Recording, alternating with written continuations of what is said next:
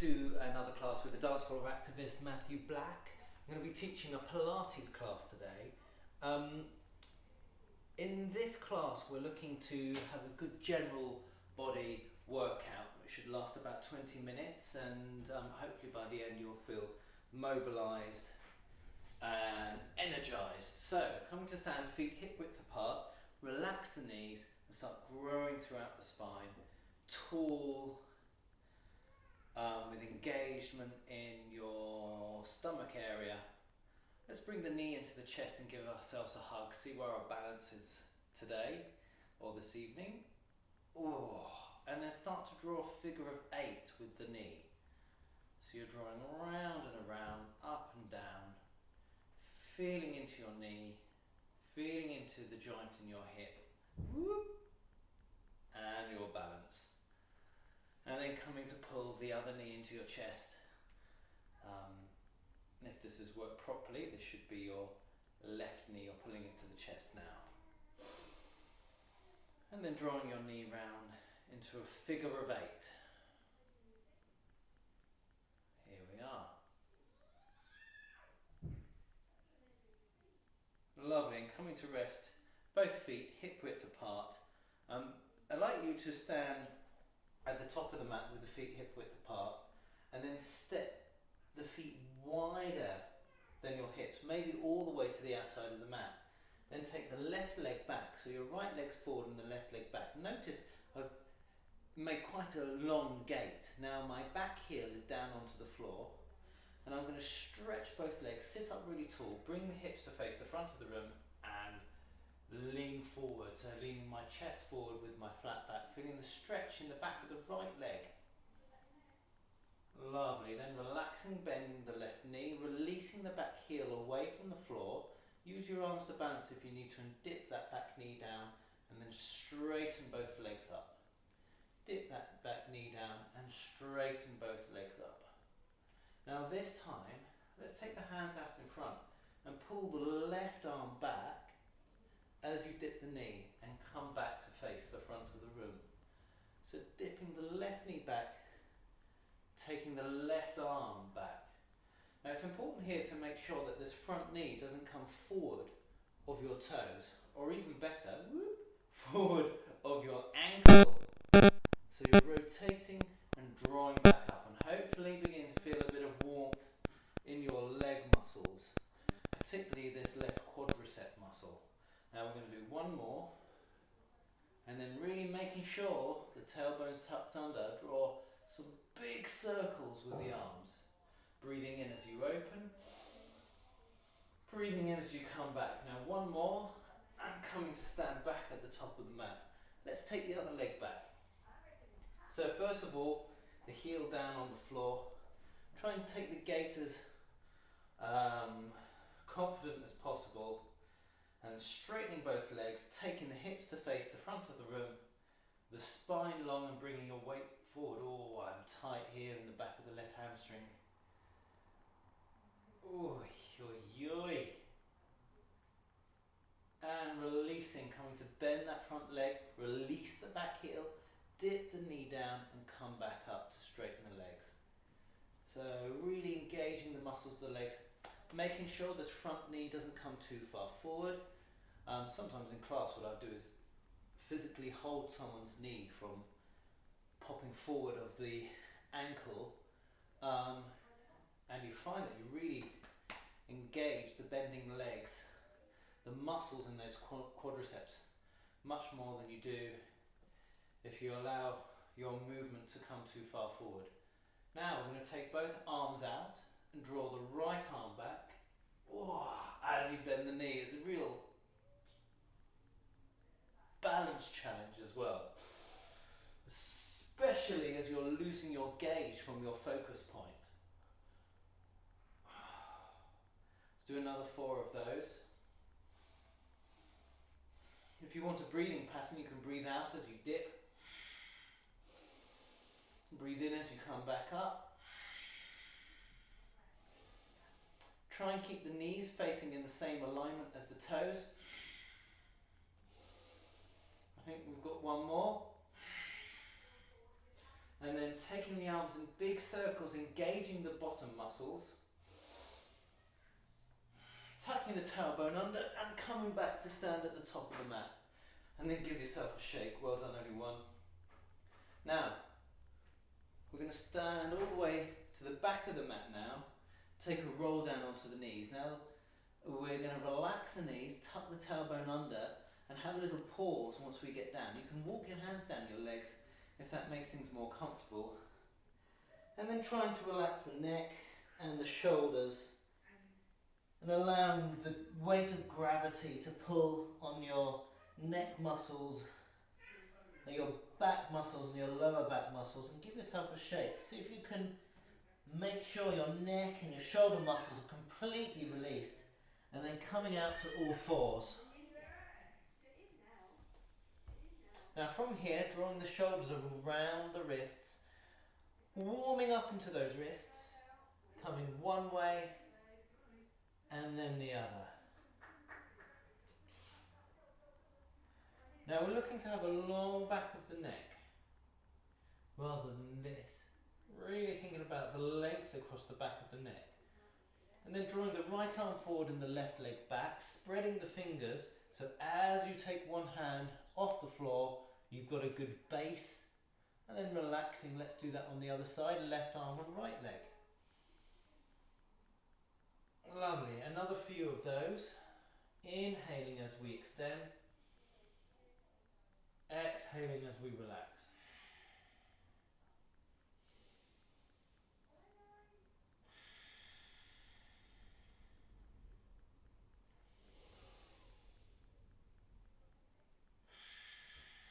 And one more. And then from there, bending the elbows so that you begin to move your weight forward and come into this plank-like position, and then stretching back out into this reverse tabletop position. So let's have another go. I'm moving my weight forward, bending my elbows, and making sure I'm avoiding any of this shaping with the hips relaxing, but instead engaging the belly muscles and then coming back. So this is what I call a baby press up. In my world, as long as you bend the elbows, you are doing a press up. However, we want to avoid any sort of sagging of the hips and any raising of the shoulders. So the shoulders stay away from the ears, bend the elbows and dip down as far as you can before returning the bottom to the heels for child's pose. Let's do that a few more times. Bending the elbows.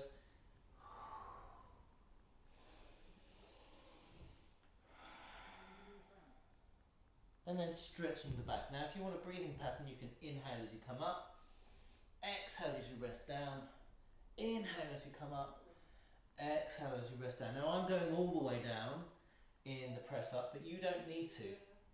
You can stay here, and similarly, you can rest somewhere here if your knees don't like bending too much. So you're adjusting any move to suit your body. Now I'm going to invite you to do another 2 of those on your own, really thinking about whether you're overusing your neck muscles and whether you're feeling any discomfort in your lower back. If you are feeling discomfort in your neck muscles, it suggests that you're raising your shoulders up as you press down. And if you're getting discomfort in your lower back, it suggests you're sort of not engaging your tummy muscles and pulling your glutes together, or your bottom muscles together. Well done. I've got a little friend come to visit me. There we are, he's off again. Now from here, what I'd like you to do is pull the right knee in slightly and extend the left leg out. So you're resting on your side like this. And then twizzle round so the foot is pointing, the shin and the foot are pointing in the same way that your other foot is. I'm describing this pretty badly here, hang on a second. So your right knee is on the floor, and you can swivel that round so your hips are facing the camera. That's a better way of saying it. And make sure that your left foot, the whole whole foot's pressed down on the floor and the toes are facing the camera or your screen, or whichever way round you've got this organised. Now from here, I'd like you to come and support your head. So pushing your head into your hands and your hands in your head, and then lift up that leg. Lift up that leg. Lift it up. Now push the hand into the head and the head into the hand. I'm feeling this in my right bum cheek. But you should also feel it on the outside of the left hip. Wow, that's tough. How many more can you do? I think I've got about 2 more in me. And then reaching out and coming up here. Really well done, everyone. Let's swap that round. So this time, extending the other leg, reaching your hand down to the floor. Your free arm's going to push against the head against the hand. And then lift the elbow to the ceiling. Make sure you've got some good positioning, with the toes facing your monitor or your phone or your laptop, and your knee firmly down on the floor, the hips facing the side as well, and then lifting up that leg.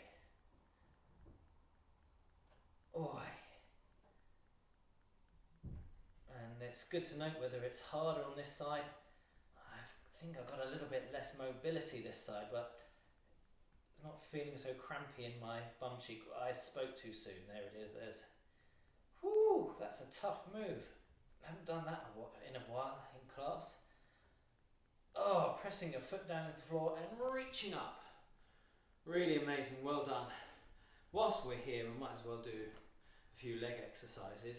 So sitting really tall in your spine, I'm going to show you this from the side.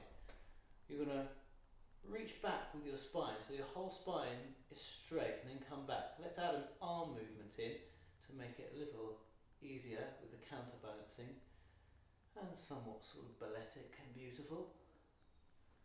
Lovely. Now you're looking to feel this in front of the thighs here. If it's really uncomfortable on your knees, then you might want to put a blanket or a cushion under your knees. I'm breathing in as I lean back and breathing out as I come back. Now obviously the further you go, the more challenging it is here in the quadriceps. Lovely. Opening up to a star, and then contracting and holding the shoulders, giving yourself a hug. Give yourself a really squidgy hug. Really lovely, everyone. Now, from here, I'd like you to lie on your belly, and we're going to do some back exercises focusing on this area in the upper back. So drawing the hands together to create a pillow, and rest your forehead on the back of your hands. Push your lower ribs into the floor, take the shoulders away from the ears, and create a really long neck. Now you're wanting to feel this exercise in your upper back, not your lower back. If you're feeling it in your lower back, squeeze a block with your legs or a complete works of Shakespeare, and thrust your pubic bone down into the floor, taking the shoulders away from the ears, and then rest back down. If that felt good, then bend the knees, pop the heels together, breathe in, come up, and lift the knees. Breathe out, rest down. Inhale, lifting. Exhale, resting. Inhale, lifting. Exhale, resting. And one more. Inhale, lifting. Exhale, resting. Now, if that felt okay for your back, you could try one more lift and grabbing the ankles. Now this won't be possible for everyone, just due to how long your quadricep muscles are, but if you can do it, why not give it a go? Inhale, coming up, reaching behind with our arms, look, oh, that's a hard reach, and then holding onto the ankles and pressing away. I should mention it also depends on the length of the front of your shoulders. Woo. Lovely stretch. Now, pressing back into child's pose and giving yourself a little snuggle in this position. Now if it feels uncomfortable on the knees to do this, you can pop a pillow underneath between the thighs and the calves, and you can also build a pillow with your hands if your head doesn't reach the floor.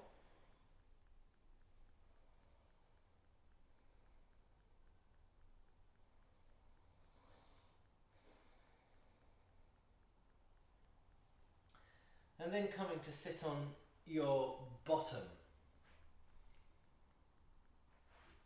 So, from here, we're going to lean back slightly, open the chest, and then balance the feet off the floor.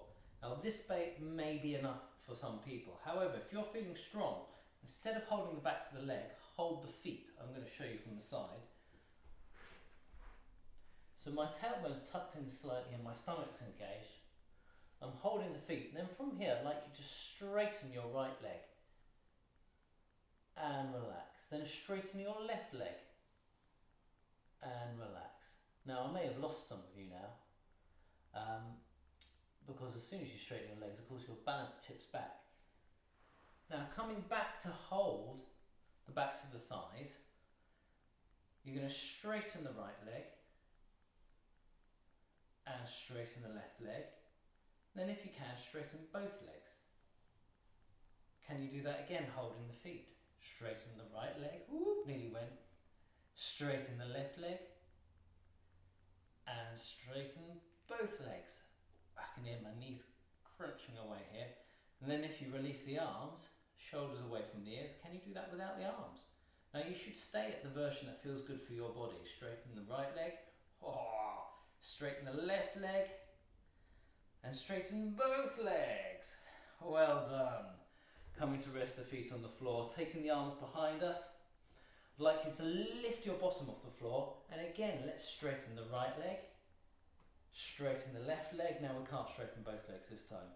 I'm sure there's some break dancers who might be able to, but that's not me. Let's have another go. Straighten the right leg, straighten the left leg. Lovely, and resting the bottom down. If possible, reverse the hands round. Your wrists might not like this, so don't do this if the wrists don't like that. Take the bottom of the floor, and this time bend the elbows, straighten the right leg, straighten the left leg, and let's keep going. Whichever version you're doing, feeling the back of the arms work. One more on each side, and then coming to rest the bottom on the floor. And we're going to roll down onto the mat. Place the feet on the floor just behind the bottom so that your fingertips can touch your heels. Then roll the lower back into the floor, push down to raise up the hips and stretch out the back of the neck, engaging the muscles between the legs, and then gently rolling down.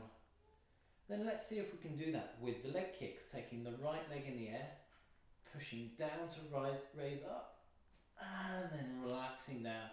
And then on the other side, taking the left leg in the air, pushing down to raise up, and rolling back through the back. Lovely, pulling the knees into the chest, giving yourself a hug. And then taking the knees down to the right side of the body. Now the more closely you have your knees together, the more of a stretch you'll get in your lower back. You can place your right hand on your left knee if that helps increase the stretch and it feels good for your lower back. Otherwise you can lie here, the knees can be separated. All depends on how it feels in your body. And now if you can hear that, that's my baby daughter screaming something about her belly button, I think. I'm beginning to understand more words that she tries to describe.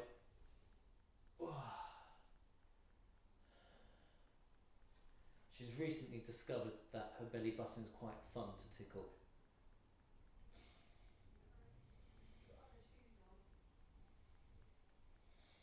Lovely.